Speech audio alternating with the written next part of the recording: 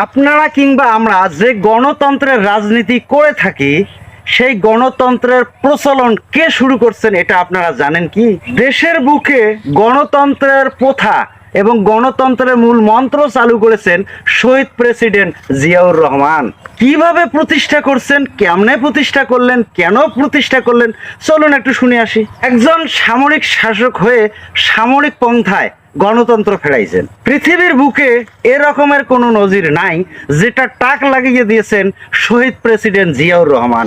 আপনারা জানেন কি, শহীদ প্রেসিডেন্ট জিয়াউর রহমান দেশের বুকে গণতন্ত্র ফেরানোর পর সকল রাজনৈতিক দলগুলো রাজনীতি করার সুবিধা পেয়েছে। কিসের মধ্য দিয়ে পাইছে? তখন তো সংবিধানও নাই, সংসদও নাই।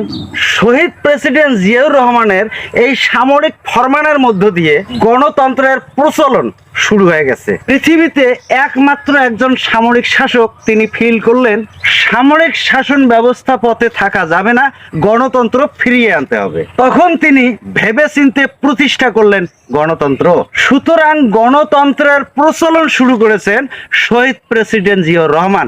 এজন্য ওনাকে গণতন্ত্রের একজন প্রতিষ্ঠা বলে আখ্যায়িত করা হয়।